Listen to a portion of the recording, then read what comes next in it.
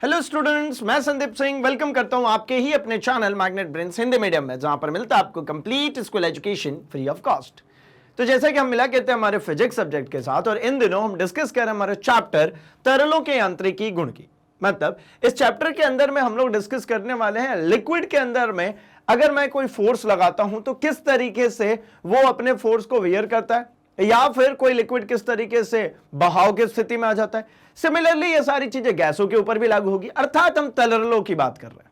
ठीक है, तो इस चैप्टर के अंदर, इस सेशन के अंदर हम डिस्कस करने वाले हैं तरल किसे कहते हैं और तरल में जो संतुलन की स्थिति होती है वो क्या होती है। तो चलिए सेशन को स्टार्ट करते हैं, क्योंकि ये सेशन इंपॉर्टेंट होने वाला है हमारे बोर्ड पॉइंट ऑफ व्यू से भी and competitive point of view से भी। मतलब अगर आप IIT JEE नीट या CUET की प्रिपरेशन कर रहे हैं तो वहां पर भी ये चैप्टर इंपॉर्टेंट होने वाला है। चलिए स्टार्ट करते हैं हम। सबसे पहले हम देखते हैं हमारे तरल को, हमारे फ्लूइड को। तो देखिए फ्लूइड जो होती है, तरल जो होती है, अल्टीमेटली ये दो चीजों को मिलाकर के बन रही है। कारण क्या होता है ना कि हमारे पास में पदार्थ की अगर अवस्थाओं की बात करते हैं तो तीन तरीके की अवस्थाओं में पाया जाता है पदार्थ, एक ठोस, एक द्रव और एक गैस। ठोस अवस्था में, और ठोस के यांत्रिक गुण के बारे में हमने पीछे डिस्कस कर लिया है ऑलरेडी हमारे प्रीवियस वन चैप्टर में। बचता है कौन सा भाई, तो द्रव और गैस।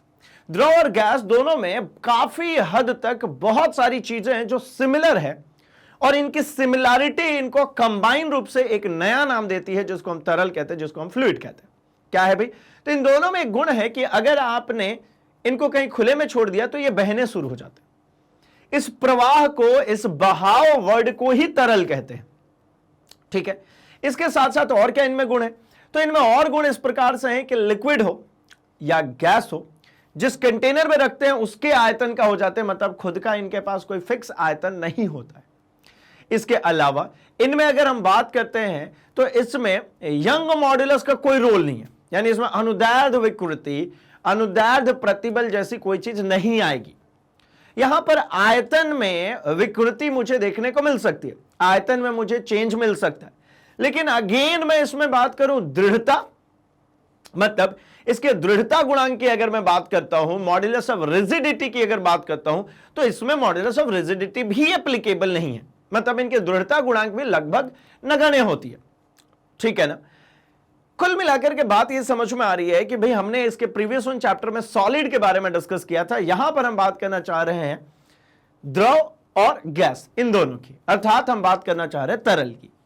लेकिन जैसे ही मैं तरल की बात समझ में आती है तो मैंने दो कैटेगरी बना दी, द्रव और गैस। क्यों किया भैया फिर से ऐसा कहा, तो द्रव और गैस करने के पीछे हमारा एक छोटा सा लॉजिक था कि गैस और द्रव में काफी कुछ सिमिलैरिटी तो है, लेकिन उसके साथ साथ डिसिमिलैरिटीज भी हैं, मतलब कुछ विभिन्नताएं भी हैं इनमें। क्या है भाई भिन्नताएं, तो इनमें भिन्नता पहला तो यह हो गया कि भैया लिक्विड का एक सरफेस फ्री हो सकता है। जैसे ग्लास में आपने पानी रखा है, खुले ग्लास में आप पानी रख सकते हैं, बंद ग्लास में भी आप पानी रख सकते हैं, मतलब आप बोतल में, बंद बोतल में आप पानी रख सकते हैं।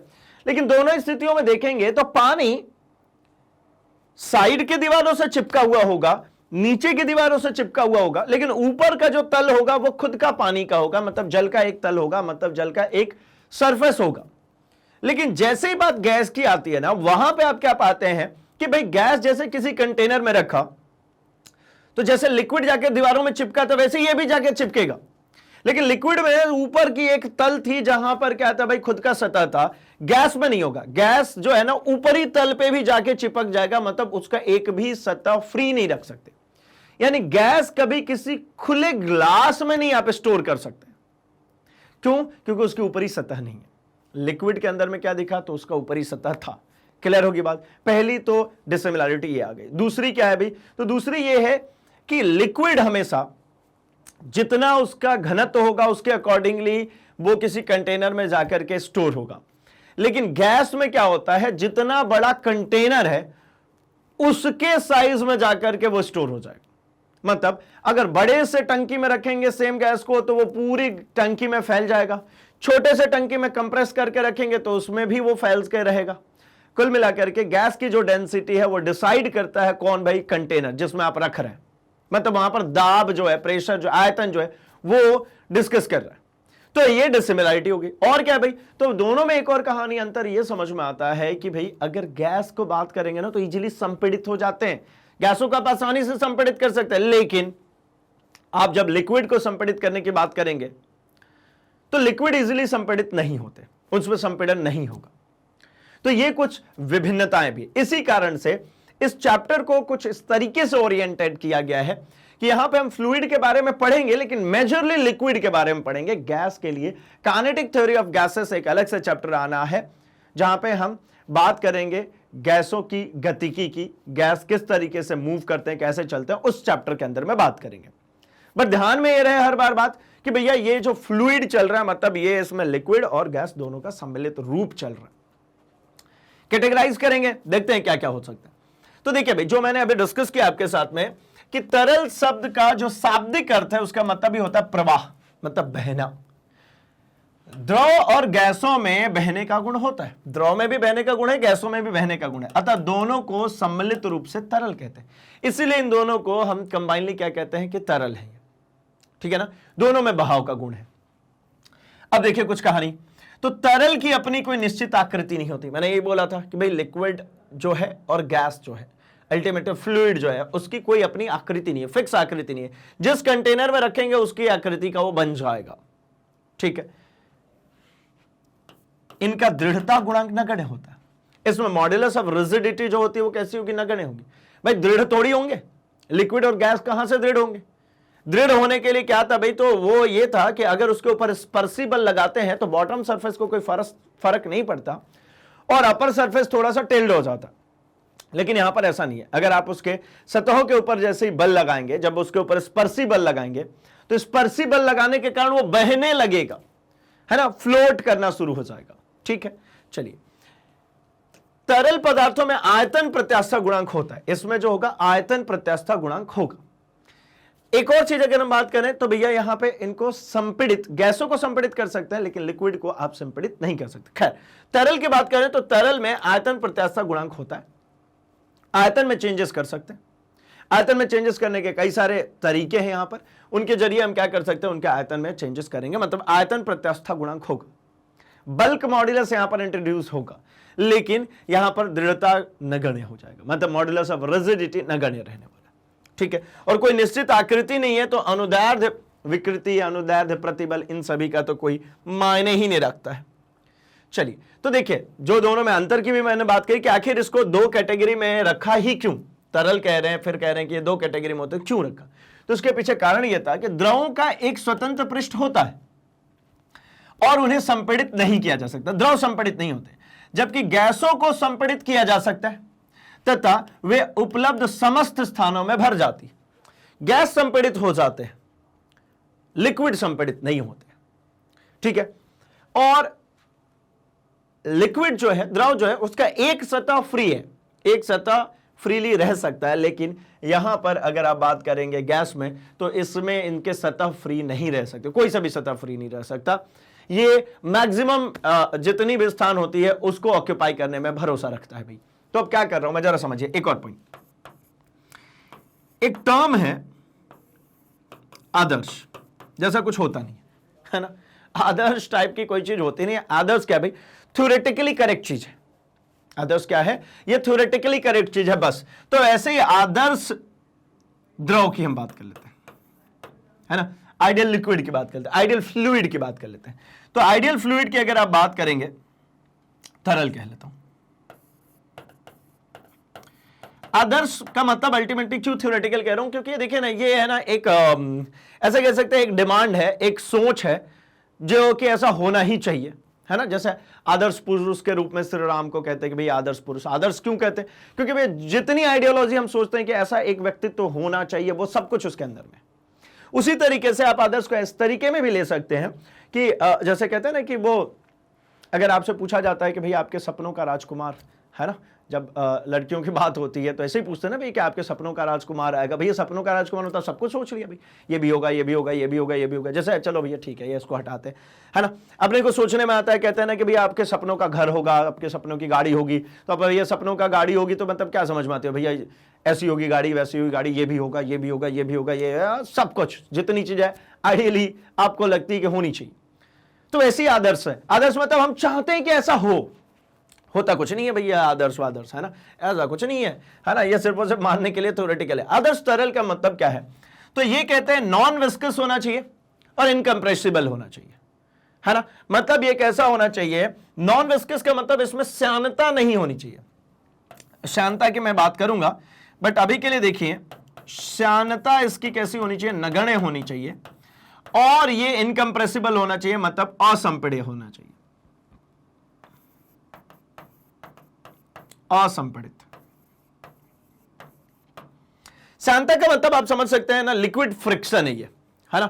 ये अभी इसी चैप्टर के अंदर और अभी इसको एलैबोरेट करने वाले हैं, बट अभी के लिए इतना सा समझिए, ये लिक्विड का एक फ्रिक्शन है। जैसे मान लीजिए द्रव के गाढ़ापन से इसको आप समझ सकते हैं कि द्रव कितना ज्यादा गाढ़ा है। बस आपको पता है ना, अगर पतला द्रव होगा तो वो इजीली फ्लोट करेगा, गाढ़ा द्रव होगा तो वो इजीली फ्लोट नहीं करेगा। जैसे हनी की बात करते हैं, शहद की बात करते हैं, वो गाढ़ा है। केरोसिन कंपैरेटिवली कैसा भी है, तो नॉर्मल है ना, वो कम श्यान है, ठीक है। तो जो केरोसिन है वो इजीली बह जाएगा, हनी उतने आसानी से नहीं बहेगी, ठीक है। तो श्यानता समझ में आ गया कि श्यानता मतलब गाढ़ापन से है, लिक्विड फ्रिक्शन से मतलब है।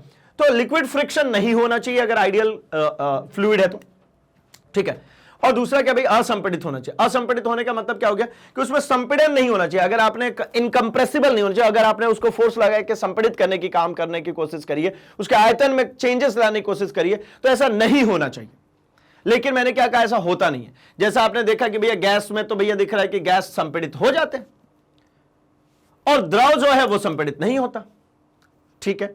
तो मतलब संपीड़ित नहीं होगा तो उसमें तो जो आयतन प्रसार गुणांक होगा या फिर आयतन में चेंजेस होगी, आयतन प्रत्यास्थता होगी, वो तो दिखेगा ही नहीं लिक्विड में। लेकिन आइडियली होता है भैया ऐसा, वास्तव में नहीं, वास्तव में तो चेंजेस होंगे। क्लियर होगी बात। तो इन दोनों के बीच में डिफरेंसेस भी क्लियर हैं। तो आगे बढ़ते हैं हम जरा एंड डिस्कस करते हैं। इस चैप्टर के अंदर में दो पार्ट्स हैं बेसिकली इस चैप्टर के। एक है हमारा हाइड्रोस्टैटिक्स और दूसरा है हमारा हाइड्रोडायनामिक्स। स्टैटिक्स का मतलब क्या होता हुआ, रोका हुआ, स्थिर अवस्था में। तो मतलब एक जगह हम द्रव स्थैतिकी पढ़ेंगे और एक जगह हम द्रव गतिकी पढ़ेंगे। जैसा मैंने आपको बता ही दिया था कि गैस वाला पार्ट एक अलग से चैप्टर में आएगा। यहां पे लिक्विड के बारे में पढ़ रहे हैं। तो दो चीजें, पानी जब रुकी हुई हो, अब पानी बोल देता हूं मैं, है ना, बोलना लिक्विड है, बट आप ऐसे समझ लो, समझना आसान हो जाता है। अगर लिक्विड कहीं पर रुका हुआ है, पानी अगर रुका हुआ है, बांध बना करके पानी को रोक लिया हमने, तो उसकी प्रॉपर्टी अलग हो गई, उसके बिहेवियर अलग हो गए। और वही पानी को अब बहाना शुरू कर दिया, तो बहता हुआ जब पानी होगा तो वो द्रव गतिकी के अंदर आएगा, उसकी पूरी कहानी अलग हो जाएगी।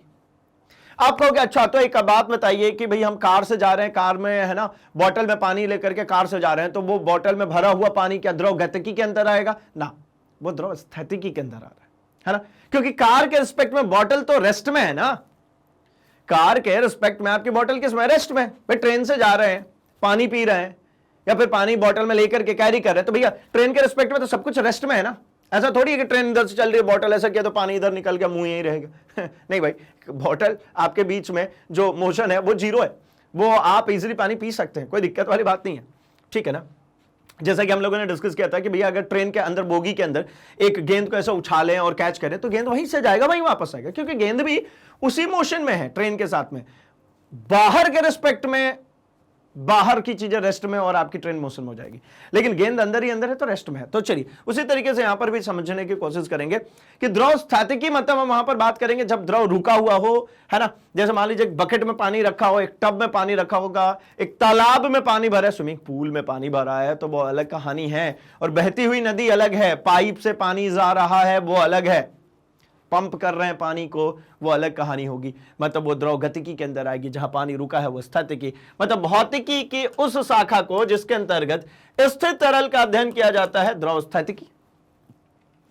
और इसी तरह भौतिकी की उस शाखा को जिसके अंतर्गत गतिमान तरल का अध्ययन किया जाता है, द्रव गतिकी कहते हैं, ठीक है। एक द्रव स्थितिकी है और एक क्या है, द्रव गतिकी। चलिए अब हम बात शुरू करते हैं यहां से। सबसे पहले टॉपिक की अगर मैं बात करूं इस चैप्टर में, तो भैया हमारा सबसे पहला टॉपिक ही है फ्लूइड्स इन इक्विलिब्रियम, संतुलन में तरल। तरल कब संतुलन अवस्था में माना जाता है, कैसे कह सकते हैं कि तरल अवस्था में है। तो जैसे मान लीजिए एक ग्लास है, इसके अंदर हमने पानी भर दिया। अब पानी जब भरते हैं तो हमने तो ऐसा ही देखा ना कि बिल्कुल ये स्टैटिक, ये ऊपर वाली लेयर जैसे स्थिर दिख रही है, ऐसे बिल्कुल स्थिर पानी बना हुआ रहता है। अब ऐसा तो नहीं होता ना पानी हिल रहा है डुल रहा है, कुछ नहीं होता है, बिल्कुल ऐसा स्थिर बना हुआ है। अब इसमें पानी स्थिर बना हुआ है तो आखिर हमें तो पता है ना कि न्यूटन्स लॉ कहती है, न्यूटन्स थर्ड लॉ भी ऐसे ही कहती है कि every action having equal and opposite reaction, प्रत्येक क्रिया के बराबर विपरीत दिशा में बराबर प्रतिक्रिया होती है। तो ये लिक्विड कुछ ना कुछ बल तो लगा रहा होगा ना इसके सतह पे, ये ग्लास के दीवारों पे, और जितना बल ये लिक्विड इस ग्लास के दीवारों पे लगा रहा होगा, दीवार भी इस ग्लास के ऊपर उतना ही बल लगा रही होगी। दोनों बल अगर बराबर हुए, संतुलित हुए, तो यह पानी रुका हुआ होगा, और अगर नहीं हुए संतुलित तो पानी बह जाएगा। कैसे? आइए चलिए हम एक कंडीशन समझ के आते हैं।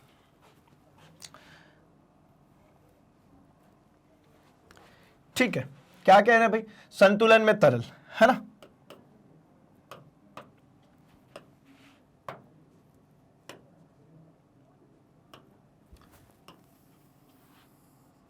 हम बात कर रहे हैं संतुलन में तरल की।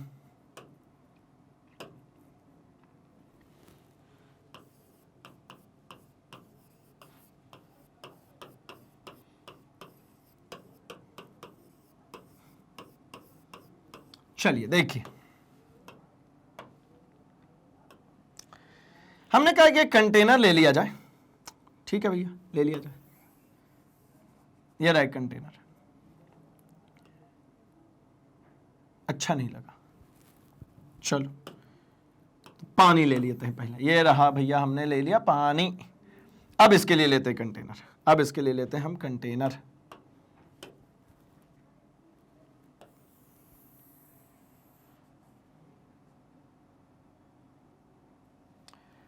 ठीक है, कंटेनर से तो चिपकाना पड़ेगा भैया पानी। ये लो, ये लो, ये ले लिया हमने कंटेनर। ठीक है, इसके अंदर ये भरा हुआ है पानी। अब क्या काम करना है? तो मैं कहता हूं कि इसके ऊपर है ना एक फोर्स लगा दीजिए आप अपनी मर्जी से। तो मैंने कहा अच्छा, तो लो भैया, मैंने इस डायरेक्शन में लगाया फोर्स। मैं क्यों सीधा फोर्स लगाऊं? मैंने इस डायरेक्शन में लगा दिया इसके ऊपर फोर्स। अब जैसे ही मैं इसके ऊपर इस दिशा में बल लगाऊंगा, मैंने क्या पाया? इस दिशा में बल लगाते समय मैंने क्या पाया कि भैया ये एफ अमाउंट का फोर्स जैसे इस पे लगेगा, ये सतह पे थीटा कोण बना करके, तो ये सतह भी इसको रिएक्शन देगी उतने का ही इसी पर। ये जितने का इस पे बल लग रहा है उतने का ही रिएक्शन इसको भी मिल जाएगा। अब इस अवस्था में देखिएगा जरा, तो कुछ और काम हो रहा है। क्या हो रहा है भाई? तो ये कह रहे हैं कि जब आप एक एंगल पे फोर्स लगाते हैं, जब आप एक एंगल पे फोर्स लगाते हैं तो इसके तो कंपोनेंट ब्रेक हो जाते हैं। तो यहां पे एक कंपोनेंट, हॉरिजॉन्टल कंपोनेंट एक मिलेगा, एक इसका ये रख लेते हैं, हॉरिजॉन्टल कंपोनेंट मिलेगा, और एक इसका वर्टिकल कंपोनेंट मिलेगा। ये अगर हॉरिजॉन्टल और वर्टिकल कंपोनेंट्स की बात करूं तो ये जो हॉरिजॉन्टल कंपोनेंट होगा इसको क्या लिखेंगे? तो ये आप कहेंगे ये एफ कॉस थीटा हो गया। तो ये वर्टिकल वाला कंपोनेंट को क्या कहेंगे? तो आप इसको कहेंगे कि भैया ये फिर हो गया हमारा एफ साइन थीटा। अब जरा देखिए यहां पर क्या होता है। अगर ये संतुलन की अवस्था में है, संतुलन की अवस्था में ये जो टेंजेंशियल फोर्स है एफ कॉस थीटा, है ना, स्पर्शी बल जो एफ कॉस थीटा है, इसकी वैल्यू कितनी होगी भैया? 0। एफ कॉस थीटा की वैल्यू कितनी होगी? 0। अगर एफ कॉस थीटा की वैल्यू 0 है, और वैसे ही एफ साइन थीटा की भी वैल्यू कितनी हो जाएगी? 0। ठीक है, कैसे भाई? तो मैं कहता हूं कि ये इस पे लगने वाला नेट फोर्स, मतलब एफ हॉरिजॉन्टल नेट जो लग रहा है और एफ वर्टिकल नेट जो लग रहा है, ये दोनों 0 है। तब मतलब ऊर्ध्वाधर जो बल लग रहा है sine theta, F sine theta, ये जितना ऊपर की तरफ लग रहा है उतना ही नीचे की तरफ भी लग रहा होगा, बराबर हो गया। एफ कॉस थीटा जितना इधर लग रहा है, ये दीवार भी एफ कॉस थीटा के बराबर ही इसके ऊपर बल लगा रही होगी इधर की तरफ, है ना। इधर से भी इधर की तरफ बल लग रहा होगा, यहां से भी नीचे से ये ऊपर की तरफ बल लग रहा होगा। तो ये सारे ही बल जब संतुलित हो गए तभी कहते हैं कि लिक्विड संतुलन की अवस्था में होगी। अदरवाइज आप एक बात समझिए ना, मैं कहता हूं कि ये एफ कॉस थीटा की वैल्यू है ना नॉट इक्वल्स टू 0 हो गई। यदि एफ कॉस थीटा की वैल्यू कैसी होगी? Not equals to 0। अगर ये नॉट इक्वल्स टू 0 होगी ना, तो देखिए क्या होने वाला है, समझते हैं जरा इसको। ये नॉट इक्वल्स टू जीरो हुई, इसका मतलब है कि यहां पे मैंने एक होल बना दिया। चलिए यहां पे एक होल बनाते हैं। जैसे ही आप यहां पर होल बनाएंगे आपको क्या दिखने लगेगा भाई, तो आपको पता चलेगा ये एफ कॉस थीटा तो इस डायरेक्शन में लग रहा है। अब एफ कॉस थीटा लग रहा है मतलब इसमें से पानी जो है वो इधर की तरफ निकलने लगेगा। अब जैसे ही पानी इधर निकलेगा, ये निकलेगा तो ऐसे ही, लेकिन लेकिन लेकिन गुरुत्वाकर्षण बल इसको नीचे भी खींचेगी, तो पानी यहां से इस तरीके से नीचे गिरने लग जाएगा। ध्यान से देखेंगे तो ये पानी जो था, ये निकला जो था वो ऐसे ही निकला था, ये टेंजेंशियली बाहर निकलता है, स्पर्श रेखीय रूप में बाहर निकलता। कब? जब f cos थीटा की वैल्यू, ये जो f cos थीटा है इसकी वैल्यू जो है ये नॉट इक्वल्स टू जीरो है, तब ये जीरो के बराबर नहीं है, तो ये निकल तो इधर रहा था लेकिन गुरुत्वाकर्षण बल के कारण नीचे गिरने लगता। तो पानी में अगर बहाव चाहिए है ना, तो बहाव के लिए क्या करना पड़ेगा भाई, तो जो हमारा क्षैतिज घटक है, जो हमारा क्षैतिज घटक है, क्षैतिज घटक की वैल्यू नॉट इक्वल्स टू अगर जीरो हुई तो भैया बहाव होगा। इस केस में क्या होगा, ये बहाव होगा।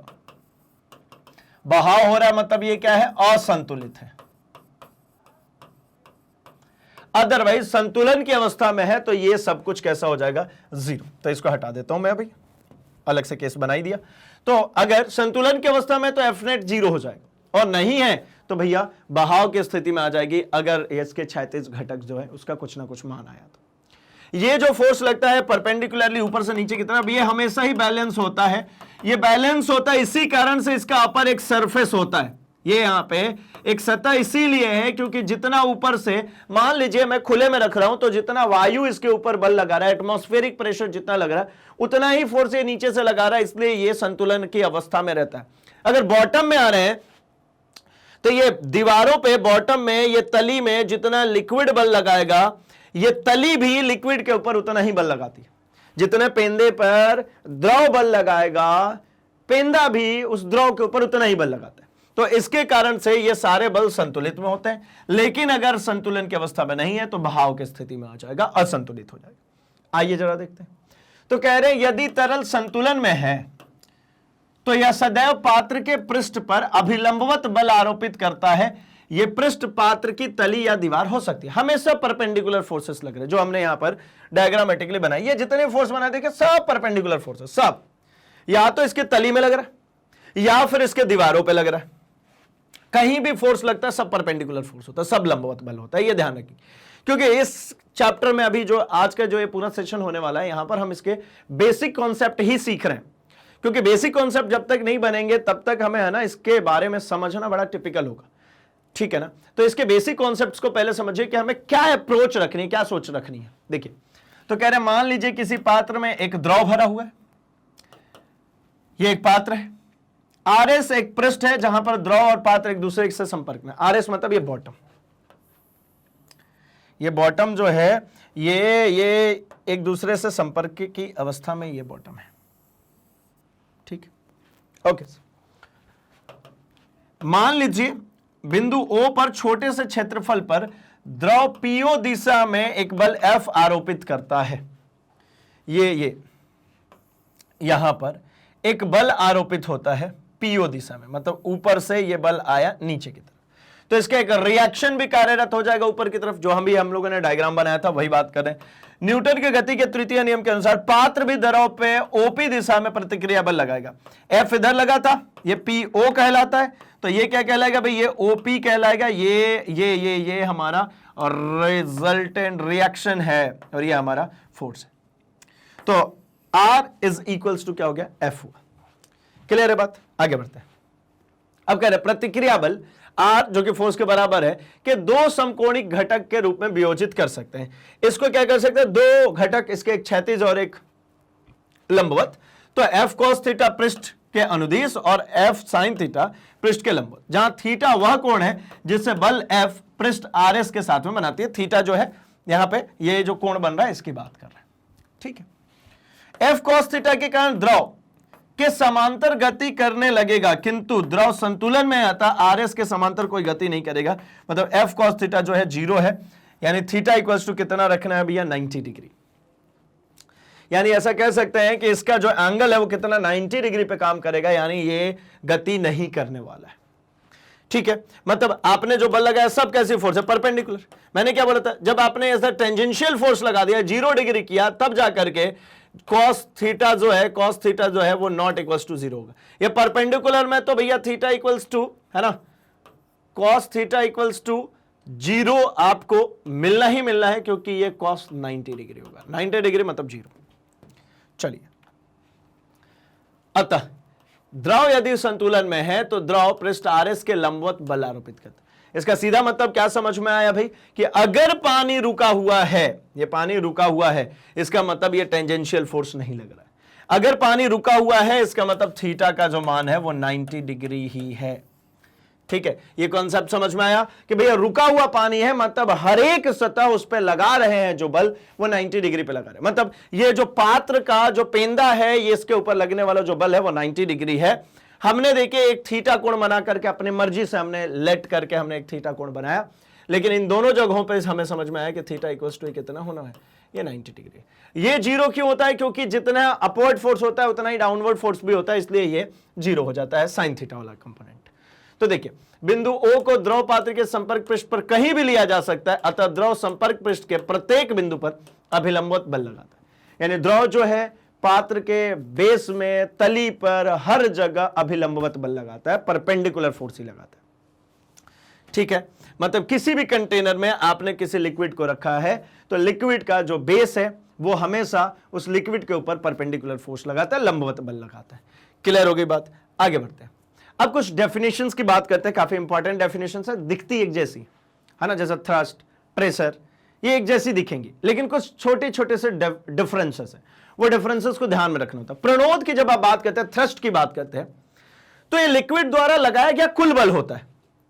ठीक है, लिक्विड द्वारा लगाया गया टोटल फोर्स है, आप कैसे भी लगा लीजिए, सारे फोर्सेस को कैलकुलेट करता है। मतलब कह रहे हैं किसी द्रव द्वारा किसी पृष्ठ पर आरोपित संपूर्ण बल को प्रणोद कहते हैं। ठीक है, थ्रस्ट कहते हैं। यह एक सदिश राशि है, इसका सीजीएस मात्रक डाइन और एसआई मात्रक न्यूटन होता है। ठीक है, चलेगा। आइए अब हम जरा बात करते हैं तरल दाब की, फ्लूइड प्रेशर की। तो फ्लूइड प्रेशर की जब आप बात करेंगे तो देखिए क्या होता है, किसी तरल द्वारा प्रति एकांक क्षेत्रफल पर आरोपित अभिलंबवत बल को दाब कहते हैं, तरल का दाब कहते हैं। मतलब अभिलंबवत बल बटा में क्षेत्रफल, बल कौन सा, सिर्फ और सिर्फ वो जो परपेंडिकुलर लग रहा है, बल सिर्फ और सिर्फ वो जो लंबवत लग रहा है, और किस पे भाई, प्रति एकांक क्षेत्रफल पर। तो इसको हम कहते हैं तरल में दाब, या फिर आप ऐसा भी कह सकते हैं कि किसी तरल द्वारा प्रति एकांक क्षेत्रफल पर आरोपित प्रणोद को तरल दाब कहते हैं। अब ये जो बल था, कुल बल था, लिक्विड के अंदर लग रहा था, और लिक्विड के अंदर जितने भी बल लग रहे थे वो कैसे लग रहे थे, परपेंडिकुलर लग रहे थे, लंबवत लग रहे थे। तो ये अभिलंबवत बल को प्रणोद कह सकता हूं ना, तो ये क्या हो गया, प्रणोद बटा में क्षेत्रफल। यानी लिक्विड प्रेशर की जब आप बात करेंगे, तरल दाब की बात करेंगे, तो वो थ्रस्ट अपॉन में एरिया होती है। और हमने जब दाब की बात करी थी, जैसे ठोस में जब दाब की बात कर रहे थे, तो हम वहां पर क्या कह रहे थे, बल बटा में क्षेत्रफल। वहां पर हम उसको प्रतिबल के नाम से जान रहे थे, जहां पर बल बटा में क्षेत्रफल कह रहे थे। यहां पे क्या कह रहे हैं भाई, वो बल, अब बल ना रहते हुए अब क्या हो गया, प्रणोद हो गया। और प्रणोद कौन होता है, जो फोर्सेस लिक्विड लगाता है अपने सतहों पे, और सतहों पे जो लिक्विड अपने फोर्स लगाती है वो हमेशा 90 डिग्री पे लगाती है, हमेशा अभिलंबवत होती है। तो मतलब अभिलंबवत बल बटा में क्षेत्रफल को ही हम कहते हैं क्या, तरल दाब, यानी प्रणोद बटा में क्षेत्रफल। चलिए अब जरा हम कुछ बात करते हैं कि यदि किसी तरल द्वारा ए क्षेत्रफल पर आरोपित अभिलंबवत बल F हो, तो P equals to F upon A होता है। बड़ा ही सिंपल सवाल है ना, बहुत ही सिंपल सी कहानी है भाई, ये तो बहुत बार से पढ़ते हुए आ रहे हैं, बचपन से पढ़ते हुए आ रहे हैं। ठीक है, मतलब सीमित अर्थों में तरल के दाब को निम्न प्रकार से परिभाषित किया जा सकता है। दाब का मतलब क्या हुआ भाई, तो ये देखिए ना, हम कहते हैं limit del A tending towards 0 del F upon में डेल ए, या डी एफ अपॉन में डी ए। क्या कह रहा हूं जरा समझ, पी जो है लिमिट डेल एफ अपॉन में del A, del A tendings towards 0। इसको हमने हमारे पहले चैप्टर में याद कीजिए, जब मैंने आपसे बात की थी बेसिक कॉन्सेप्ट्स ऑफ मैथमेटिक्स की, मैथमेटिकल टूल्स की, जिसमें मैंने आपसे कहा था कि भैया हमारे फिजिक्स को पढ़ने के लिए सबसे पहले जो जरूरी चीज है वो क्या है, बेसिक कॉन्सेप्ट्स ऑफ मैथमेटिक्स, या मैथमेटिकल टूल कह लूं, वो टूल्स सबसे ज्यादा जरूरी है। ये limit del A tending towards 0 का मतलब ये है कि जितने छोटे से एरिया पे आप फोर्स लगाओगे प्रेशर उतना ज्यादा होगा। ये देखिए ना, ये प्रेशर जो है ये इनवर्सली प्रोपोर्शनल दिख रहा है ना एरिया के। ये limit del A tending towards zero का मतलब है कि मैं चाहता हूं कि प्रेशर अधिकतम हो, तो उसके लिए ये डेल ए की वैल्यू जीरो के करीब हो। देखिए जीरो हो जाएगा तो ये तो नॉट डिफाइन हो जाएगा, जीरो हो गया ये तो नॉट डिफाइन हो जाएगा, है ना, इनफाइनाइट बन जाएगा। तो जीरो नहीं होना चाहिए, जीरो के करीब होना चाहिए। जीरो के करीब होगा मतलब ये जितना छोटा होगा डेल ए उतना ही ज्यादा होगा ये पी, उतना ही ज्यादा होगा प्रेशर। इसी को डिफरेंशिएशन कहते हैं, इसी को डिफरेंशियल टर्म कहते हैं। P इक्वल्स टू ये df अपॉन में डी है, इसको डिफरेंशिएशन कहते हैं। ये जो लिखा हुआ है limit del A tending towards zero, del F upon del A, इसको डेफिनेशन कहते हैं, यही हमारा डिफरेंशिएशन। ठीक है, अब भाई मैं इसके लिए बात करूंगा कि भैया क्यों जो है ना इस पेन को या फिर आपके पास जो पेन है उसमें सेम फोर्स आप लगाइए ऐसा तो ये चुभ जाएगा, और पीछे साइड में लगाइए तो नहीं चुभेगा। रीजन, क्योंकि आपने एरिया क्या किया, पीछे साइड में अगर बात करता हूं तो ये आपने एरिया पीछे साइड का बढ़ा दिया, ये एरिया बढ़ गया, फोर्स कांस्टेंट था तो प्रेशर कैसा लग रहा है, कम। इसका उल्टा काम करिए, आपसे मैं कहता हूं कि एरिया कम कर दीजिए, ये एरिया कम कर दिया, ये इस साइड पर रखिए और सेम फोर्स लगाएंगे तो क्या होगा भैया, ये पेन धंस जाएगा फिंगर के अंदर, चुभेगा बहुत तेज, तो प्रेशर बढ़ जाता है। इसीलिए जो नेल देखा होगा कांटी कील, उसका एक साइड पॉइंटेड बनाते हैं और दूसरा साइड जो है ना उसका जो पिट होता है वो थोड़ा सा चौड़ा होता है, क्योंकि जब आप हैमरिंग कर रहे होते हो तो आपको क्या चाहिए, ज्यादा एरिया पे अगर आप फोर्स लगाएंगे तो प्रेशर कम फील होगा, आपको झटके कम लगेंगे। और दूसरा वाला जो साइड है, जिस साइड पे नेल है वो साइड नुकीला है, मतलब उसका एरिया कम है, यानी वहां पे प्रेशर ज्यादा होगा तो दीवार के अंदर पेनिट्रेट हो जाएगा। इसीलिए आपके जो बैग होते हैं उसके पट्टे चौड़े बनाए जाते हैं, क्योंकि एरिया बढ़ जाएगा। फोर्स तो उतना ही है ना, आपके बैग का बोझ कम नहीं हो रहा, लेकिन फोर्स उतना ही होने के बाद अगर आपने एरिया यानी चौड़े पट्टे लगा दिए तो बैग द्वारा आपके कंधों पे जो प्रेशर लगाया जाएगा वो कम होगा। अब पतले पतले से ऐसे धागे टाइप्स दो बांध करके देख लीजिए भैया, बहुत ज्यादा पेन होगा क्योंकि प्रेशर बढ़ जाएगा। सिर्फ इतना ही नहीं है, इसके बहुत सारे एग्जांपल्स अभी हम लोग करने वाले हैं कवर। इसकी यूनिट की थोड़ी सी बात कर ले तो प्रेशर भैया देखिए फोर्स अपॉन में एरिया। फोर्स मतलब क्या, न्यूटन। एरिया मतलब क्या भाई, तो स्क्वायर ऑफ मीटर, तो न्यूटन पर स्क्वायर मीटर क्या हो जाएगा, न्यूटन पर स्क्वायर मीटर।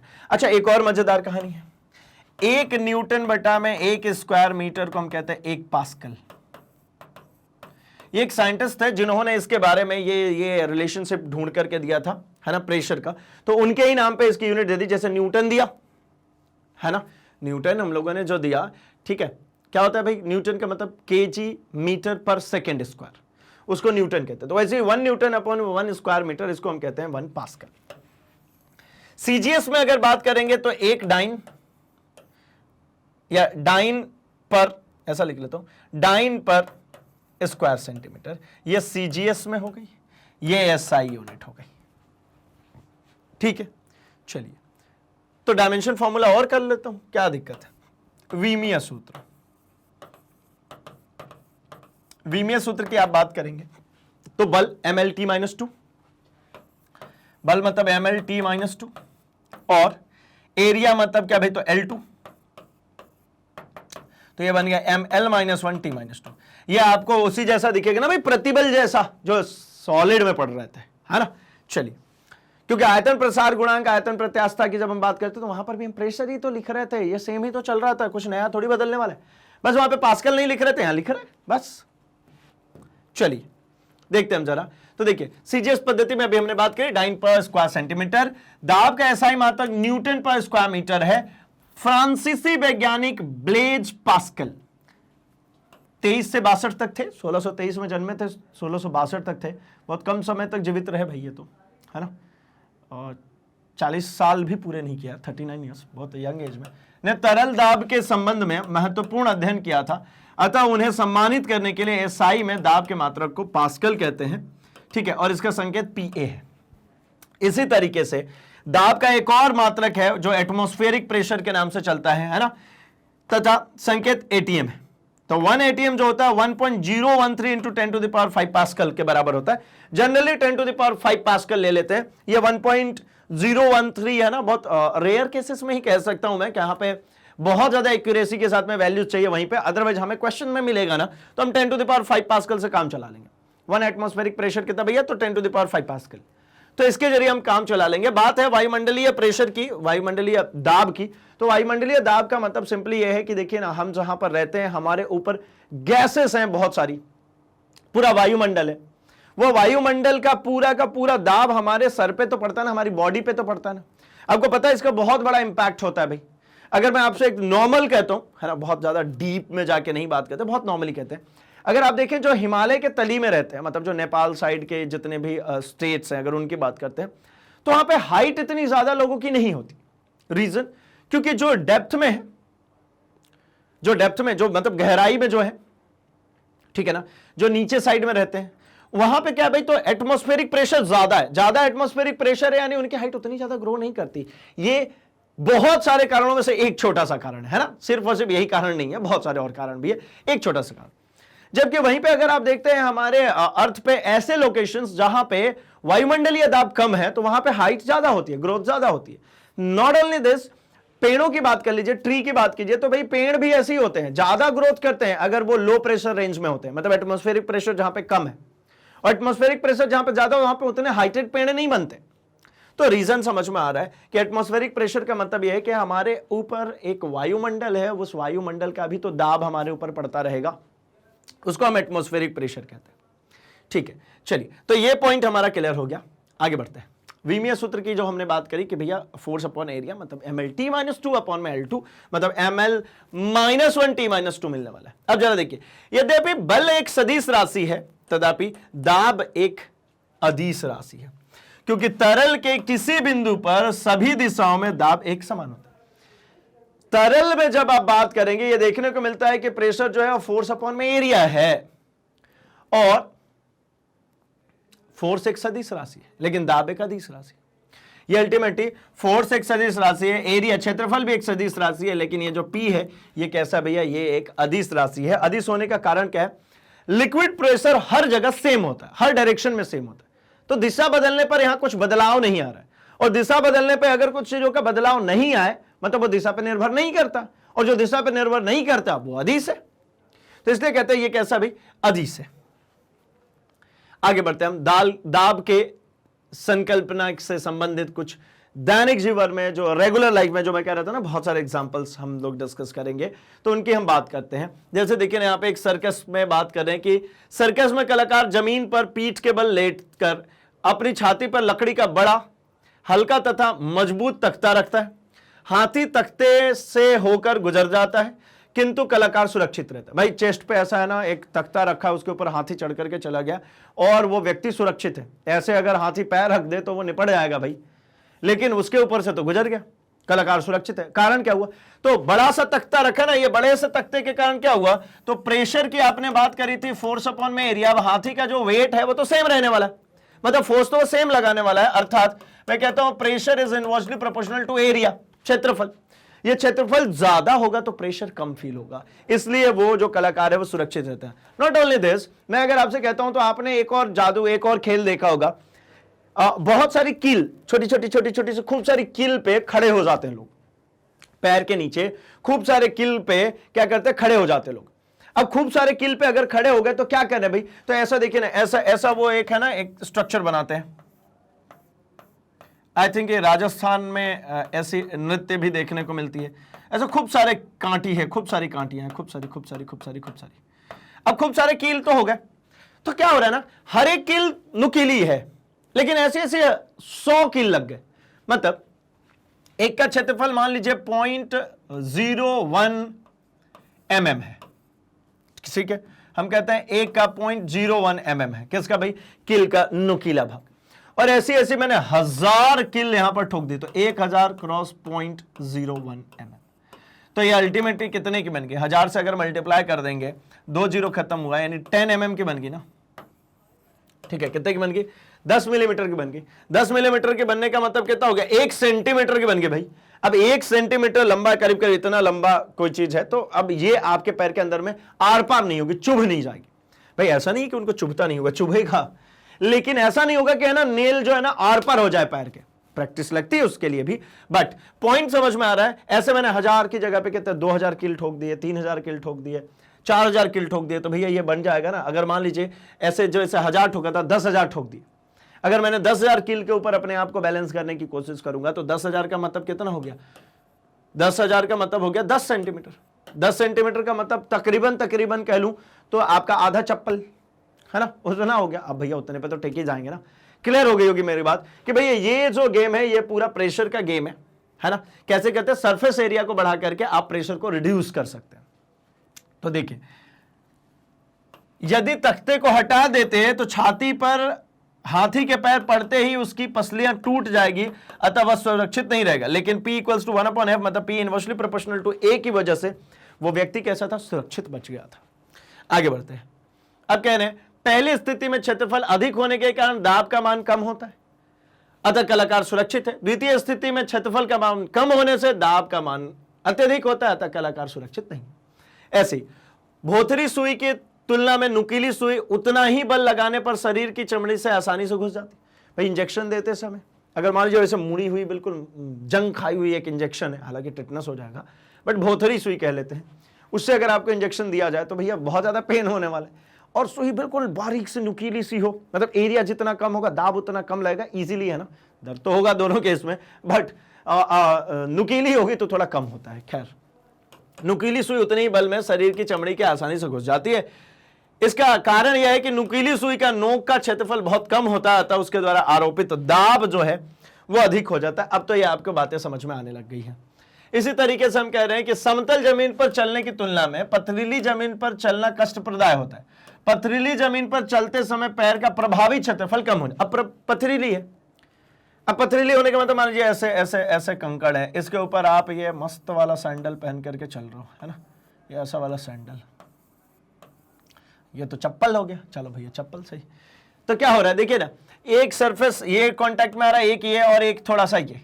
जबकि समतल जमीन होता है, ऐसा फ्लैट रोड होता, इसके ऊपर आप है ना ये मस्त वाला चप्पल पहन करके चलने की कोशिश करते हैं, तो इस वाले पे क्या हो रहा है भाई? तो इस पे तो ये वाला सेगमेंट भी पूरा टच में, ये भी टच में, तो ज्यादा एरिया अगर टच में होगा तो आपके ऊपर जो प्रेशर होगा वो कम फील आएगा। प्रेशर कम होगा तो इजीली चलेंगे। इसीलिए वो देखा होगा एक्यूप्रेशर का पूरा गेम, एक्यूप्रेशर ट्रैक बनाते हैं बहुत सारे पार्क में, आपने देखा होगा कई सारे तरीके के डिजाइन होते हैं, उसके ऊपर हम चलते हैं पैरों पे, तो भाई पैरों के है ना स्पेसिफिक पॉइंट्स पे दाब पड़ता है, जिसके कारण बहुत सारे रोग दुख ठीक किए जा सकते हैं। और वो एक्यूप्रेशर वाले है ना एक चप्पल भी आते हैं जो खूब सारे पॉइंटेड होते हैं, पहले दिन खूब चुभता है। तो वो समझ में आ रहा होगा अब आपको कि एरिया का पूरा गेम है। एरिया अगर आप बढ़ा देंगे तो दाब का मान कम हो जाएगा, एरिया अगर कम होगा तो दाब का मान ज्यादा रहने वाला है। ठीक, चलिए।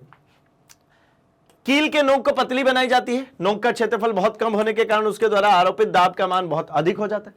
आपने जितना फोर्स कील के पीछे साइड में लगाया है ना, वही अमाउंट ऑफ फोर्स यहां पे कम प्रेशर क्रिएट करिए, लेकिन नेल के दूसरे साइड पे प्रेशर ज्यादा हो रहा है, वो दीवार में पेनिट्रेट कर जाएगा। सूटकेस और बैगों का हत्था जो है वो चौड़ा बनाया जाता है ताकि उठाते समय हाथ पर दाब कम पड़े, है ना। चौड़ा पट्टा होगा तो हाथ पर दाब कम पड़ेगा, ठीक है। नहीं तो पतले दाब और पतले पट्टे वाले ना बैग में जरा सामान ले आकर के देखिए, पूरे निशान पड़ जाएंगे भैया। अब चलिए, अब कुछ इंपॉर्टेंट पॉइंट्स की हम बात कर ले, जो हम लोगों ने भी डिस्कस किया उसी के बारे में बात चल रही। प्रणोद वह बल है जो किसी पृष्ठ पर लंबवत कार्य करता है, जबकि दाब वह बल है जो पृष्ठ के एकांक क्षेत्रफल पर लंबवत काम करता है। प्रणोद वैसा बल है, टोटल फोर्स है, लेकिन हर जगह लंबवत है, समझिएगा। इधर भी लंबवत है, इधर भी लंबवत है, इधर भी लंबवत है, इधर भी लंबवत है, इधर भी, इधर भी, इधर। ये टोटल फोर्स की बात हो रही है, टोटल फोर्स अपॉन में एरिया है, ये प्रणोद है, टोटल फोर्स अपॉन में एरिया। और दाब की बात करेंगे तो ये एकांक क्षेत्रफल पर, सिर्फ और सिर्फ एकांक क्षेत्रफल, पृष्ठ के यूनिट क्रॉस सेक्शन एरिया पर काम करने वाला जो फोर्स होगा उसको हम कहते हैं दाब। और प्रणोद टोटल फोर्स है। प्रणोद सदिश है जबकि दाब अदिश है। प्रणोद जो है ये, प्रणोद अदिश है भाई, है ना, दाब सदिश है। प्रणोद जो है ये अदिश है और ये जो होगा ये सदिश हो जाएगा। ठीक है, चलिए आगे बढ़ते हैं। जरा इन दोनों में अंतर की बात कर लेते हैं, दाब और प्रतिबल। मैंने क्या बोला था, प्रतिबल जैसा दिख रहा है दाब, है ना। प्रतिबल किसमें, ठोसों में चल रहा था। ठीक, देखिए, प्रति एकांक क्षेत्रफल पर कार्य करने वाले बल को कहते हैं हम भैया दाब, जिसका मान पूरे पृष्ठ पर एक समान होता है। हर जगह भाई प्रति एकांक क्षेत्रफल यूनिट एरिया पर हर जगह पे बात करेंगे तो सेम होगा। जबकि प्रतिबल देखिए यह भी प्रति एकांक क्षेत्रफल पर काम करने वाला बल है, किंतु इसका मान भिन्न भिन्न पृष्ठों पर भिन्न भिन्न रहता है। अलग अलग सतहों पर कैसा रहेगा भाई, अलग अलग रहेगा, मतलब पृष्ठ पे हर जगह सेम नहीं रहेगा। जबकि इसका मान, दाब का मान हर जगह एक जैसा ही है, सेम है। दाब एक प्रकार का प्रतिबल है जो पदार्थ के केवल आयतन में परिवर्तन करता है, आकृति में नहीं। आयतन में करेगा, आकृति में नहीं। जबकि प्रतिबल क्या कहता है भाई, तो प्रतिबल आयतन के साथ साथ आकृति में भी परिवर्तन कर सकता है। आयतन में भी और आकृति में भी, आयतन चेंज कर सकता है, आकृति भी चेंज कर सकता है। इसीलिए सॉलिड में चल रहा था और वो सिर्फ और सिर्फ लिक्विड में। यदि दाब पदार्थ के अंदर की ओर कार्य करता है तो धनात्मक, किंतु यदि पदार्थ के बाहर की ओर काम करता है तो ऋणात्मक लिया जाता है। यह ध्यान रखिएगा, यह बहुत इंपॉर्टेंट लाइन है। क्या मैं बोल रहा हूं, ये देखिए, ये बहुत बहुत बहुत ज्यादा इंपॉर्टेंट लाइन है।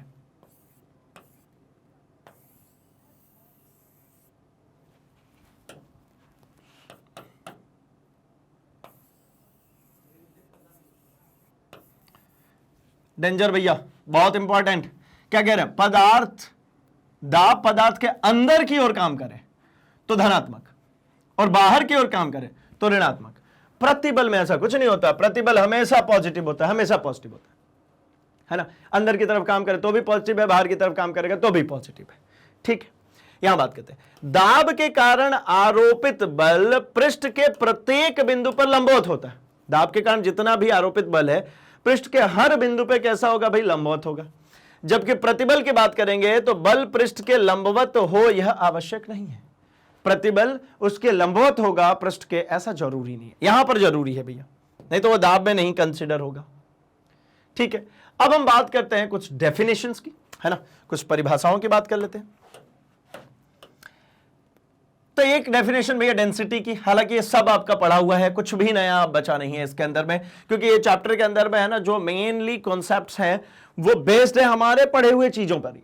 तो हम उसको एक बार रिवाइज कर रहे हैं, फिर इसके बाद हम अपने टॉपिक्स पे आएंगे जहां पर हमें बहुत सारी नई चीजें मिलेंगी। लेकिन मैं ये जानबूझ करके आपको करवा रहा हूं ताकि आपके है ना ये जो छोटे छोटे से क्रैक्स रह जाते हैं उसमें इंटरप्रेट करने का तरीका, जैसे प्रणोद और दाब, प्रतिबल और दाब, तो भैया ये है ना छोटे छोटे से पार्ट्स है ना जो कि रह जाते हैं, अटक जाते हैं, तो बाद में बड़े तकलीफदायी हो जाते हैं। जैसे मैं आपसे कहता हूं कि भैया आप मेरे को सर्कल की अभी डेफिनेशन बताओ, तो आप कहोगे नहीं यार सर्कल ऐसा गोल बनता है उसको सर्कल कहते हैं। लेकिन जब आप डेफिनेशन की बात करते हो तो सर्कल की डेफिनेशन कहने शुरू होती है कि भैया एक फिक्स पॉइंट से उन सभी पॉइंट्स का समीशन है जो कि उस फिक्स पॉइंट से इक्वी डिस्टेंसेस थे, मतलब locus of the point which is equi distances from a fix point.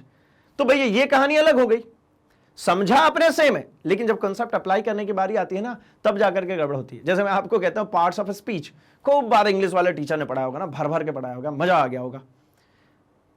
5th में भी पढ़ाया, 6th में भी, 7th में भी, 8th में भी, 9th में भी, 10th में भी, अभी 11th में भी पढ़ाएंगे, 12th में भी पढ़ाएंगे और कॉम्पिटिटिव एग्जामिनेशंस की तैयारी करेंगे। अगर आप बैंक, रेलवे, एसएससी टाइप्स की, तो वहां पे फिर से पढ़ेंगे इंग्लिश लिटरेचर, जब जब पढ़ेंगे पार्ट्स ऑफ स्पीच पढ़ेंगे, और सबको आती है, फिर भी गलती होती है। कारण क्या है भाई, हम उसके बारे में उस तरीके से नहीं पढ़ते जितना हमें पढ़ना होता है।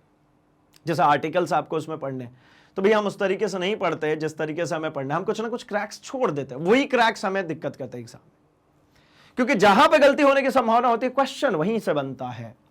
चलिए, तो डेंसिटी की बात करते हैं। किसी पदार्थ के एकांक आयतन के द्रव्यमान को उसको घनत्व कहते हैं। मतलब घनत्व द्रव्यमान बटा में आयतन होता है, खूब भर भर के यूज किया हमने पिछले वाले चैप्टर में इसको। घनत्व जो होता है द्रव्यमान बटा में आयतन। यदि किसी वस्तु के v आयतन का द्रव्यमान m हो तो उसका घनत्व रो से डिनोट करते हैं m अपॉन में v, क्या हो जाएगा, तो kg पर क्यूबिक मीटर। यूनिट क्या होगी, kg पर क्यूबिक मीटर। डायमेंशन फॉर्मूला की बात करेंगे तो ये हो जाएगा m L-3 T0, ये वॉल्यूम है भाई, तो L-3 होगा, है ना। अब पॉइंट समझते हैं हम जरा इसके अंदर में और कि भैया ये जो घनत्व है, यहां से द्रव्यमान के लिए भी हम फॉर्मूलेस निकालेंगे। मतलब हम यहां से मास इज इक्वल्स टू भी करने वाले रो इंटू वी, मतलब द्रव्यमान इक्वल्स टू घनत्व इंटू आयतन भी करने वाले हैं, है ना। और यहीं से हम v equals to mass upon में रो भी करने वाले हैं, मतलब हम आयतन इक्वल्स टू द्रव्यमान बटा में घनत्व भी करने वाले हैं, ये सब कुछ करने वाले हैं। अब घनत्व को थोड़ा सा जनरलाइज समझते हैं। एक बात समझिए ना, मैं कहता हूं ना कि इतना बड़ा सा एक आपका क्लासरूम है, उसके अंदर में ना 1 2 3 4 5 6 7 8 9 10 बेंचेस लगी। अब कोई कहता है भैया बेंचेस की डेंसिटी बढ़ाओ, तो चलो एक बेंच और, एक बेंच और, एक और, एक और, एक और, एक और, एक और, एक और।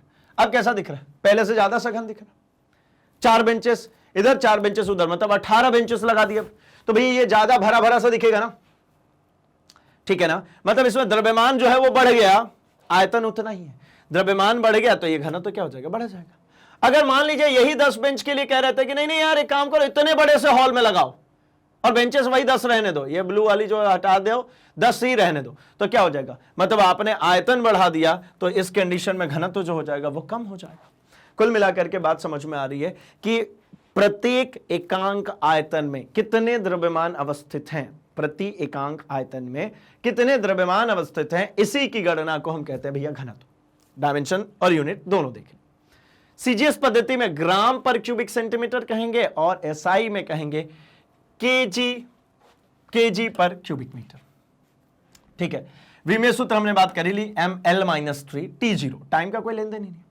अब जो हम बात कर रहे हैं तो देखिए घनत्व तो एक अदिश राशि है भाई, घनत्व तो अदिश है, इसमें सदिश का कोई रोल नहीं है। ठीक, द्रव असंपीड्य होते हैं, अतः सभी दाबों पर उनका घनत्व अचर बना रहता है। द्रव की हमने बात करी कि भैया ये संपीड़ित नहीं होते। संपीड़ित होने का मतलब क्या है कि उसके वॉल्यूम में चेंज आना, उसके आयतन में चेंज आना। आयतन में चेंज आएगा मतलब घनत्व में चेंज आ जाएगा। कम आयतन में समान द्रव्यमान को रखेंगे तो घनत्व ज्यादा होगा, ज्यादा आयतन में समान द्रव्यमान को रखेंगे तो घनत्व कम हो जाएगा। ठीक है, एक बड़ी सी टंकी में 2 केजी गैस भरेंगे और एक छोटी सी टंकी में 2 केजी गैस भरेंगे, तो छोटी सी टंकी में 2 केजी जब गैस होंगे तो पास होंगे ना, उनका घनत्व बढ़ जाएगा। और जब बड़ी सी टंकी में रखा था तो दूर दूर होंगे तो उनका घनत्व कम हो जाएगा। क्लियर होगी बात? तो पॉइंट यहां पर समझ में आ रहा है कि लिक्विड की जब आप बात करेंगे तो लिक्विड तो असंपीड्य होता है भाई, संपीड़ित नहीं कर सकते। गैस को संपीड़ित कर लेते हैं। आप बोलो गैस को हम कहां संपीड़ित करते हैं? तो भैया पंप जिससे हवा भरते हो, आप क्या करते हो? नीचे ले जाकर उसको कंप्रेस ही तो करते हैं, और वो कंप्रेस होने के बाद अपने प्रेशर को रिलीज करने के लिए आपकी साइकिल की, आपकी बाइक की, कार की वॉल्व को खुल करके उसके अंदर भर जाती है। अब उसके अंदर फ्री स्पेस है, ठीक है ना। तो पॉइंट समझ में आ रहा होगा यहां पर कि भैया लिक्विड के अंदर तो हर जगह घनत्व जो है सेम है, डेंसिटी हर जगह सेम है। अगर लिक्विड के अंदर डेंसिटी हर जगह सेम है, इसका मतलब यह हुआ कि उसके अंदर संपीड़ितता का गुण नहीं होगा, संपीड्य नहीं होगा। या दूसरे तरीके से कहिए कि जो आदर्श लिक्विड होता है वो भैया संपीड्य नहीं होता है, असंपीड़ित होता है। तो मतलब हर जगह डेंसिटी सेम रहने वाली है, ऐसा नहीं कि कहीं गाढ़ा पानी, कहीं गाढ़ा हो जाएगा लिक्विड, कहीं कम हो जाएगा।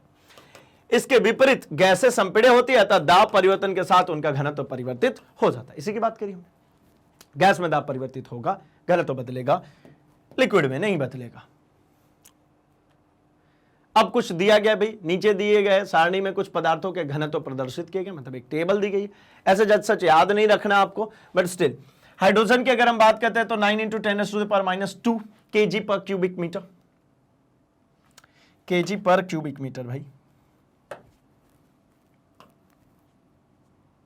ठीक है। वायु की बात करते हैं तो 1.29 kg पर क्यूबिक मीटर, ऑक्सीजन की बात करें तो 1.43, जल की बात करें तो 1 × 10⁻3, इसीलिए 10⁻3 मल्टीप्लाई कर लिया करते हैं, ठीक है। समुद्री जल की बात करेंगे तो 1.03। अब आप बोलेंगे ना समुद्री जल में क्या अंतर? तो डिस्टिल वाटर है भैया, इसमें कोई मिनरल्स मिक्स नहीं है। ये 0.3 क्या, 0.03 क्या है? ये सॉल्ट है। कोई भी चीज अगर घोल दी जाए, सॉल्यूशन बना दी जाए, किसी का विलयन बना दिया जाए, तो विलयन बना रहे इसका मतलब आपने उसमें द्रव्यमान बढ़ा दिया। एक बात समझिए, ये हमने यहां पे पानी रखा है इतना सा, केजी में बात कर लेता हूं मैं थोड़ी देर के लिए। ये पानी को मैंने वजन किया, नापा नहीं है, वजन किया। मैंने कहा कि भैया ये 1 kg है। अब इसमें मैं कहता हूं कि काम करिए, सॉल्ट, नमक ला करके घोल दीजिए या फिर शुगर ला के घोल दीजिए, और ये जो रखना है ये रखना है 1/4 ग्राम, या चलिए आधा किलो रख लेते हैं, बहुत सारा नमक घुलेंगे, आधा kg। तो अब ये जब इसके अंदर नमक घुलेगा तो ऐसे पार्टिकल्स आ जाएंगे। अब भाई वॉल्यूम तो बढ़ा नहीं, आयतन तो उतना ही रहा, लेकिन मास बढ़ गया। तो मतलब ये जो हो गया, ये विलयन जब है, जब ये विलयन बन गया तो विलयन कितना हो गया 1 kg प्लस 1/2 kg, मतलब 1.5 kg हो गया ना भैया। 1.5 kg हुआ, मास बढ़ गया, मतलब घनत्व जो होता है, आयतन उतना ही हो तो घनत्व जो होता है वो द्रव्यमान के समानुपाती है। तो द्रव्यमान बढ़ा है तो इसका घनत्व क्या हो गया, बढ़ गया। मतलब जो सॉल्यूशन होता है, जो विलयन होता है, उसका घनत्व ज्यादा होता है। और अगर वो प्योर था, प्योर पानी था सिर्फ और सिर्फ, तो उसका घनत्व कम था। मतलब शरबत पी रहे हैं तो ज्यादा घनत्व है ना, और सादा पानी पी रहे हैं तो कम घनत्व है। ये पॉइंट क्लियर हो गया। ये समुद्री जल खारा होता है, अपने को पता है, खारा होने के कारण उसमें -3 मल्टीप्लाई, मतलब 0.03 मल्टीप्लाई हो रहा है। ठीक, चलिए लोहा की अगर आप बात करते हैं तो 7.9 × 10⁻³ होता है। चांदी की बात करें तो 10.5 × 10⁻³ होता है। अगर थोड़ा सा ध्यानपूर्वक देखें तो सॉलिड की तरफ जैसे जैसे बढ़ा ना, ठोस की तरफ, तो ठोस में क्या हो रहा है भाई, तो ठोस में आप यहां देख पा रहे हैं, देखिए अगर यहां पे अगर आप बात करते हैं, गैसेस थी तो ये 10⁻⁻² था। वायु थोड़ा सा घनत्व बढ़ा, ये और बढ़ा, जल हुआ तो और बढ़ा, जल के बाद में आगे बढ़े तो ये बढ़ रहा है। अब आगे की तरफ जब हम बढ़ते हैं, जब हम यहां पहुंच चुके हैं, लोहा के ऊपर पहुंच चुके हैं, तो लोहा कैसा, ठोस है। ठोस होने का मतलब क्या होता है भैया, कि बॉन्ड्स बहुत ज्यादा पास पास, उनके अणु बहुत ज्यादा पास पास होंगे, सघन होंगे, तो इसका घनत्व ज्यादा होगा। चांदी और ज्यादा घनत्व होता है भैया, 10.5 × 10⁻³ पारा 13.6 × 10⁻³ और सोना की बात करें तो 19.32 × 10⁻³, इसलिए तो इतना महंगा होता है। सोना जो है इतना महंगा होने के कारण है भैया, उसका घनत्व बहुत ज्यादा है, तभी तो इतनी पतली पतली चेन्स बन जाती है उसकी, है ना, इतने पतले डिजाइन बन जाते हैं। आप पूरा एक है ना, एक ज्वेलरी आप देखते हैं और जब वजन करते हैं तो आपको बहुत कम नजर आता है, क्योंकि घनत्व ज्यादा ना, टूटता जल्दी नहीं है, तो इजीली उसको बनाई जा सकती। चांदी कंपैरेटिवली कम है, 10.5 है। चलिए, तो ये क्लियर होगी बात घनत्व के टर्म्स में। अब हम बात करते हैं जरा जल की, है ना। जल के साथ में हम एक कहानी ऐसी लेकर के आ रहे हैं। हम ऐसा कहना चाह रहे हैं, अगले वाले चैप्टर में भी इस चीज को कॉपी करेंगे। हमने ना जल को देखा, जल क्या है कि हमारे एटमॉस्फेयर में तीनों ही स्टेट में पाया जाता है। सॉलिड में भी है, लिक्विड में भी है, गैस में भी है। सॉलिड मतलब बर्फ के रूप में भी है ना, हमारे पृथ्वी के ऊपर इजीली बर्फ के रूप में मिल जाता है। लिक्विड मतलब जल के रूप में भी इजीली अवेलेबल है भाई, नदियों में, तालाबों में, झीलों में। इसके अलावा गैस के रूप में, मतलब वेपर्स के रूप में ये वाष्पीकृत भी हो जाता है। तो तीनों ही रूप में वो अवेलेबल है। इसीलिए जल को हमने कंसीडर किया बहुत सारे काम को करने के लिए। क्या भाई, तो टेम्परेचर वाले केस में भी हम लोगों ने जो डिग्री सेल्सियस स्केल बनाई, उसको भी जल को कंपेयर करके बनाया। उसी तरीके से हम यहां पर विशिष्ट गुरुत्व की बात करेंगे, विशिष्ट घनत्व की बात करेंगे, बेसिकली अपेक्षिक घनत्व की अगर हम बात करेंगे, तो इसमें भी हमने जल को ही कंपेयर किया। यानी कोई चीज कितना ज्यादा घनत्व रखता है, कितना कम घनत्व रखता है, वो कंपैरिजन किसके बेसिस पे कर रहे हैं, जल के बेसिस पे कर रहे हैं। कारण क्या है भाई, इस जैसा कि आपने देखा था ना कि आप केमिस्ट्री के अंदर कुछ काम कर रहे होते हैं तो कार्बन से सब कुछ रिलेट करते हैं ना, तो मैं जल से कर रहा हूं भाई। क्यों? क्योंकि जल हर अवस्था में पाया जाता है और इजीली इससे कंपेयर करना आसान है। तो क्या किया जल के बारे में, देखिए 4 डिग्री सेल्सियस पर जल का घनत्व तो अधिकतम होता है, यानी 1 × 10⁻³ kg/m³ होता है। एक बात ध्यान में रखेंगे, 0 डिग्री सेल्सियस पर घनत्व तो ज्यादा नहीं होता, 4 डिग्री सेल्सियस पर घनत्व तो ज्यादा होता है। एक और पॉइंट है, जरा समझिएगा। मैं क्या कहता हूं ना, आप एक काम करना, मस्त घर में बॉटल में पूरा पानी भरना, ठीक है, पूरी तरीके से पानी भरेंगे। और पानी भरने के बाद क्या करेंगे, तो पानी भरने के बाद में ना पूरा फुल ऊपर तक बॉटल में पानी भरने के बाद, ये ऐसा वाला बॉटल है ना, ये कांच का नहीं, ये प्लास्टिक वाला। अरे भैया अच्छा बॉटल भरो, प्लास्टिक वाला बॉटल। ये आपने पेंदा देखा होगा, इसका पेंदा ये ऐसा होता है अंदर की तरफ, है ना, ये ऐसा पेंदा होता है। ये जो प्लास्टिक की बोतलें आती हैं पानी की, ठीक है, अब क्या पेंदा ये अंदर की तरफ धसा हुआ होता है। इसमें पूरा पानी भर करके ना फ्रिज में डाल दो, कुछ नहीं होता, बॉटल बढ़िया मस्त वाला रहता है। ये बहुत ही प्यारी चीज है, पता है। ये है ना, बॉटल को अंदर रख दो फ्रिज में, बढ़िया मस्त पानी जमा हुआ है। और बॉटल का ढक्कन मत खोलना, बॉटल को बाहर निकाल दो आप। तो बाहर निकालेंगे तो सबसे पहले तो ये पेंदा जो अंदर की तरफ था वो ऐसे बाहर की तरफ खुल जाएगा। अब है ना, वो बॉटल कहीं बैठता ही नहीं है ना, ऐसे लुढ़कता रहता है, गिरता रहता है। उसका कारण क्या है, क्योंकि 4 डिग्री सेल्सियस पे जैसे ही वो आया, 0 डिग्री सेल्सियस पे था भैया, डीप फ्रीजर के अंदर रखा था, पूरा पानी बर्फ हो जाना चाहिए, ये पानी बर्फ में बदल जाना चाहिए। जैसे ही आपने बाहर निकाला, बाहर निकालने के बाद वो 4 डिग्री सेल्सियस पे आया, तो उसका घनत्व जो है वो अधिकतम हो गया। अब डेंसिटी बढ़ेगी तो जाएगी कहां, तो वो कोशिश करता है कि भैया इसका वॉल्यूम एक्सपांड करो, तो इसका जो पेंदा अंदर की तरफ होता है वो पेंदा बाहर की तरफ निकल गया, भैया बॉटल बच जाता है। लेकिन जो वो ना अच्छी वाली बॉटल खरीद करके ले आते हैं कि भैया फ्रिज में पानी रखने के लिए वो 6 बॉटल का सेट ले चल रहे हैं और मस्त गर्म कर मस्त ठंडा करने के लिए फ्रीजर में रख दिया, और जब बॉटल निकालते हैं तो चटक जाती है, बड़े गुस्सा आती है, अरे यार ये बॉटल चटक क्यों गई, ठंडी से कैसे कोई चटकता है, गर्म होते थे पापा तो चटकते थे, मम्मी गर्म होती थी तो सूत देती थी, ये बॉटल क्यों भैया चटक रहा है, वो भी ठंडा है। तो कारण क्या था, कारण यही था। मैं आपको शो करता हूं, सी मैं क्या बोलता हूं, ये देखिए, ये इसको पूरी तरीके से हमने जब पैक किया तो इसका जो ये बॉटम, ये वाला जो सेगमेंट है ना, ये वाला जो सेगमेंट है ये देखिए ना अंदर की तरफ धंसा हुआ है ना, ये जो है ना ये कॉनकेव जैसा है, ये बॉटल का पेंदा ये बाहर निकल जाता है। अब ये बाहर निकलेगा तो ये बॉटल ऐसा रुकता नहीं है, ठीक है, और ये बॉटल में थोड़ी सी स्ट्रेच हो जाती है, इसलिए ये फटती कम है कंपैरेटिवली। लेकिन जब आप बात कर रहे थे किसकी, भाई जो वो टाइट प्लास्टिक की बॉटल्स आती है ना कलरफुल वाली, वो फट जाती है, क्योंकि है ना 4 डिग्री सेल्सियस पे जैसे ही जाता है यहां पर इसकी डेंसिटी ज्यादा हो जाएगी, घनत्व तो ज्यादा होगा और वो फट जाएगा। इसी कारण से एक और बात मैं कह रहा हूं छोटी सी, कि जैसे आप है ना एक बोल में जब आप पानी को ठंडा करने के लिए रखते हैं तो ऐसा कॉनकेव रहता है, जब आप पानी ठंडा करके बाहर बर्फ निकालते हैं ना तो आप देखते हैं कटोरे के ऊपर से ऐसा हल्का सा ऐसा सरफेस बन जाता है, ये आपने पानी तो ऐसी रखी थी भर करके ऐसा, लेकिन जब आप बाहर निकालते हो तो आपको पानी की लेयर ऐसी दिखती है, ऐसी उठी हुई। इसका क्या कारण है कि वो 4 डिग्री सेल्सियस पे आता है तो उसका घनत्व अधिक हो जाता है। देखिए अपेक्षित घनत्व अब कैसे कनेक्ट करें, अब मुझे किसी भी मटेरियल का घनत्व कंपेयर करना है तो पानी की 4 डिग्री सेल्सियस पे जो घनत्व है उसी से कंपैरिजन किया जाता है, किसी का भी, कोई सा भी पदार्थ हो, ठोस हो, द्रव हो, गैस हो, सब। मतलब किसी पदार्थ के घनत्व और 4 डिग्री पर जल के घनत्व के अनुपात को इस पदार्थ का अपेक्षित घनत्व कहते हैं, स्पेसिफिक डेंसिटी कहते हैं, विशिष्ट घनत्व कहते हैं, विशिष्ट घनत्व कहते हैं। सूत्र के रूप में किसी पदार्थ का अपेक्षित घनत्व, पदार्थ का घनत्व बता 4 डिग्री पर जल का घनत्व। 4 डिग्री पर जल का घनत्व का मतलब है क्या भैया, तो पदार्थ का घनत्व बटा में 4 डिग्री पर, तो 1 × 10⁻3, तो 10⁻3 से डिवाइड कर दीजिए, हो गया, निकल जाएगा किसी भी पदार्थ के लिए, सोना चांदी या जिसकी भी बात करना चाहे। चलिए, तो अपेक्षित घनत्व एक विमाहीन राशि है, ये 9th क्लास में भी पढ़ा था भैया, सेम टू सेम, अब 9th क्लास में से हटा भी दिया, लेकिन आपने पढ़ा था। विमाहीन राशि है, इसकी कोई मात्रक नहीं होती है, क्यों, क्योंकि भैया ऊपर भी क्या था, ऊपर भी घनत्व की बात कर, अपेक्षित घनत्व की बात कर, ऊपर भी घनत्व था, नीचे भी घनत्व था। किसी पदार्थ के अपेक्षित घनत्व से यह पता चलता है कि कोई पदार्थ समान आयतन के जल से कितना गुना भारी है, मतलब जल के कंपैरिजन में कितना गुना भारी है, यह आपको पता करना है तो आप इससे पता कर सकते हैं। जैसे देखिए पारे का अपेक्षित घनत्व 13.6 है, इसका अर्थ है कि पारा समान आयतन के जल से 13.6 गुना का भारी, मतलब इतना जल ले लीजिए और उतना ही क्या ले लीजिए, पारा, तो पारा जो होगा इस जल से 16 गुना भारी होगा, 13.6 गुना भारी, सॉरी 13.6 गुना भारी होगा, ठीक है, ये पता कर पाते हैं हम ये अपेक्षित घनत्व से।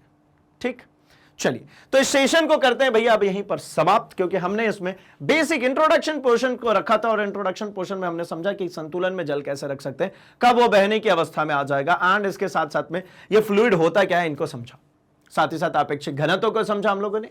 ठीक है, चलिए तो मैग्नेट ब्रेन्स जैसा कि आपको पता है हमेशा से कमिटेड है भाई एक हाई क्वालिटी एजुकेशन प्रोवाइड करने के लिए, यानी ये सारे ही कोर्स कंटेंट लेकर के आते हैं फ्री ऑफ कॉस्ट। ये पूरे कोर्स कंटेंट एनसीईआरटी के बेसिस पर बनाए गए हैं। इसका मतलब होता है कि आप किसी भी स्टेट बोर्ड से हो, आप सेंट्रल बोर्ड से हो, आपके लिए पूरा कोर्स कंटेंट एप्लीकेबल होता है।